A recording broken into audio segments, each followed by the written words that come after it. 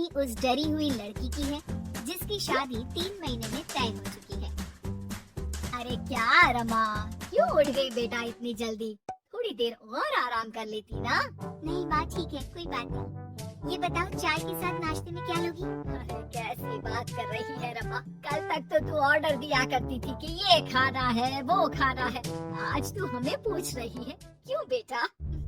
माँ अब ऐसी ही बोलिए ना, क्या खाएंगी? बेसन की रोटी बना दूं दही के रायते के साथ? माँ कुछ सोचती है फिर कहती है, अच्छा सुन, ये बता रोहन का फोन आता है? शादी होने वाली है तेरी उससे, बात करती रहा कर। हाँ हाँ माँ, बात होती रहती है, मॉर्निंग में मैसेजेस भी डालती हूँ। अच्छा माँ, नाश्ता बना कर आती हूँ। ये बदलाव रमा में अचानक आए थे। कहाँ तो वो देर से उठती, बिस्तर पर ही नाश्ता खाना और आराम से नहाना। माँ ने बचपन से ही किसी राजकुमारी की तरह रखा, पढ़ने में होशियार और काफी सोचने वाली लड़की थी रमा। क्या बात है, आज तो नाश्ता बिल्कुल अलग बना है, ये कॉम्बिनेशन अपने घर में तो मैंने नहीं खाया। पापा, वो रोहन की मम्मी सोमवार को यही खाती है, इसलिए मैंने बनाया सीखने के लिए। ठीक नहीं लगा तो कुछ और बना देती हूँ। अरे नहीं नहीं, हमारी समधन जो खाएगी हम भी साथ बैठकर वही खा लेंगे। वैसे इट्स वेरी हेल्दी यार रमा, गुड, वेरी गुड। पापा के मुंह से तारीफ सुनकर रमा खुश हो जाती है। वो रोहन को फोन करती है, पता है पापा ने मेरे हाथ के नाश्ते की तारीफ की, बोल रहे थे it's very tasty Rama. Good good, सही है। अच्छा देखो, कल मम्मी पापा कुछ भी ग्रीन वेजिटेबल का खाते हैं, जैसे पालक पनीर या फिर मिक्स सलाद के साथ ब्राउन ब्रेड, तुम बना लेना कल। और हाँ, पिक्स शेयर करना, मैं माँ को दिखा दूंगा। ठीक है, भेज दूंगी। अगले दिन रमा फिर कुछ नया बनाकर रोहन को फोटो भेजती है। अपनी माँ को दिखा देना, ये मैंने बनाया है। तभी वहाँ उसकी माँ आ जाती है। ये क्या बेटा, ये हाथ कैसे चल गया है तुम्हारा? अरे कुछ नहीं माँ, वो तो बस ऐसे ही। आप बताओ ना क्या चाहिए? अरे कुछ नहीं बेटा, ला मैं हाथ में दवा लगा देती हूँ। माँ हाथ में दवा लगा रही थी कि पता नहीं रमा क्या सोच रही थी, थोड़ी परेशान सी थी। क्या हुआ रमा, क्यों परेशान लग रही हो?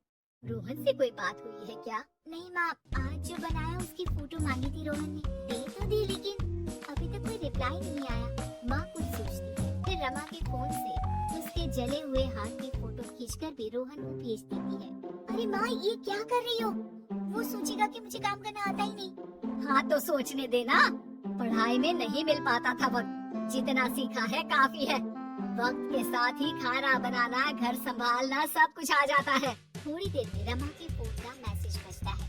रमा के पास रोहन का फोन आ जाता है। माँ को ये खाना देखने में ही अच्छा नहीं लगा, बोल रही थी कि तुम्हें बोल दूं कि अच्छे से बनाना सीखे, ना हो तो कोई क्लास ज्वाइन कर ले, मैं पैसे दे दूंगा। और हाँ प्लीज यार, ऐसी डरावनी जलने कटने खून खराबे वाली फोटो मत भेजा करो। जल गई क्या? तुम्हें खाना नहीं बनाना आता क्या? मुझे ब्लेम मत करो। मैंने ब्लेम करने के लिए नहीं, बस अपनी सीरियस एफर्ट दिखाने के लिए ये फोटो भेजी थी। वैसे भी मैंने नहीं, मॉम ने भेजी थी, पता नहीं क्यों। वो यार, तुम्हारी मॉम क्यों इतना इंटरफियर कर रही है? जैसे अभी ये हाल है तो बाद में तो वो हमारे घर में ही ताक झाक करती रहेंगी। उनसे कहो कि मैं तुम्हें उस घर के लिए तैयार कर रहा हूँ जहाँ अब तुम्हें पूरी जिंदगी रहना है। रमा को रोहन की बात ठीक नहीं लगती, वो फोन रख देती है, लेकिन सोच में पड़ जाती है कि आखिर वो ये बात माँ को बताए कि नहीं। अब हर वक्त या तो वो रोहन का बताया खाना बना रही होती है, या उसके कहने पर उसकी पसंद की टीवी शोज, वेब सीरीज या फिर किताब पढ़ रही होती है।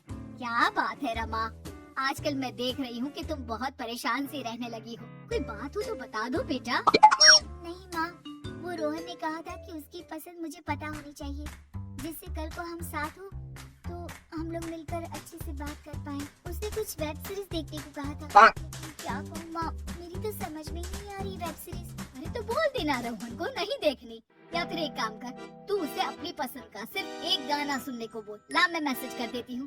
ना माँ, आप तो रहने दो। पिछली बार भी जब मैंने उसे बोला कि आपने मैसेज किया है तो वो गुस्सा हो गए थे। अच्छा क्या बोल रहा था? यही कि माँ क्यों इंटरफेयर कर रही है, मैं तुम्हें उस घर के लिए तैयार कर रहा हूँ जहाँ तुम्हें पूरी जिंदगी रहना है। माँ अब समझ जाती है कि रोहन उसकी रीमा के लिए ठीक नहीं है। रहने दे रीमा, ये रोहन मुझे ठीक नहीं लगता, तो बोल तो मैं कोई और रिश्ता देखूं। अरे नहीं माँ, मेरे पूरे फ्रेंड सर्कल में ये बात हो गई है, नाते रिश्तेदार आस पड़ोस सभी। हाँ ठीक है बेटा, चल कुछ दिन और देख ले, लेकिन ये मत सोचना कि यहाँ शादी नहीं हुई तो कुछ बुरा हो जाएगा। ये देखना कि इससे शादी हुई तो भविष्य कैसा रहेगा।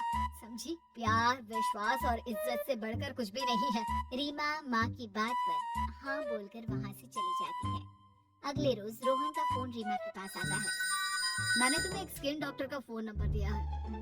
माँ बोल रही थी कि तुम सांवली हो और दिखने में भी नैन नक्श थोड़े। एक काम करो ना, तुम इनसे अपना ट्रीटमेंट शुरू करवा लो, होप कि थोड़ी देखने लायक हो जाओ।